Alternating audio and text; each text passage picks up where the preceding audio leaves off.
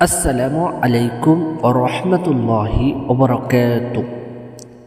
শবে বরাত কবে হবে? শবে বরাত নামাজ কত রাকাত? আসলে শবে বরাতের দিনে কোন কোন ইবাদত করতে হবে এবং শবে বরাতের রোজা কয়টি রাখতে হবে, শবে বরাতের যে নামাজটা আমরা আদায় করব সেই নামাজের নিয়ত কী হবে, সকল মূল বিষয়ে আলোচনা করব। অবশ্যই ভিডিওটি শেষ পর্যন্ত দেখবেন।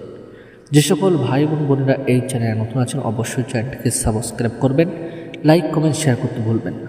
তাহলে ভিডিওটি শুরু করছি, সকলে শুনতে হবে। শবে বরাতটা হবে মূলত 14ই ফেব্রুয়ারি এবং বৃহস্পতিবার 13ই ফেব্রুয়ারি। বৃহস্পতিবারের দিনে রাত্রে জুমার রাত, ওই জুমার রাতেই হবে শবে বরাত। জুমার রাতটাই হলো শবে বরাতের রাত। আশা করি আপনারা বুঝতে পেরেছেন। বৃহস্পতিবারের রাত্রে আমরা আল্লাহর ইবাদত করব, ওই দিনটাই হলো শবে বরাত।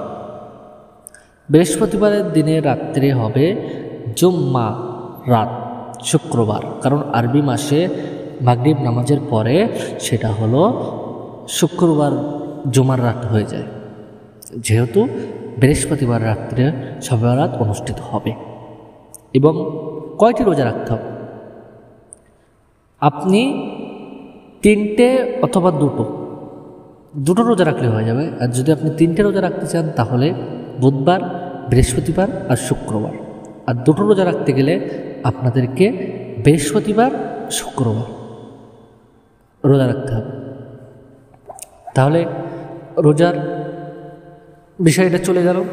এবারে আমি আলোচনা করব আসলে শবে বরাতের নামাজটা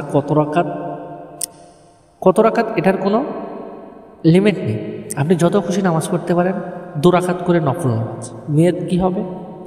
যে আমি কিবলামুখী হইয়া 2 রাকাত শবে বরাত নফল নামাজ নিয়ত করে যাচ্ছি।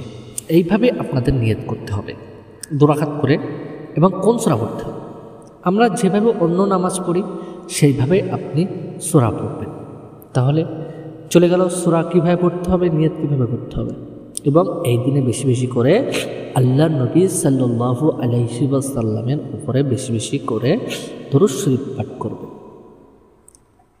তাহলে আল্লাহ পাক রব্বুল আলামিন আপনার দোয়াটা কবুল করবেন ইনশাআল্লাহ। তাহলে ভিডিওটা এখানে শেষ করছি। ভালো লাগলে অবশ্যই চ্যানেলটিকে সাবস্ক্রাইব করবেন। আসসালামু আলাইকুম ওয়া রাহমাতুল্লাহি ওয়া বারাকাতুহু।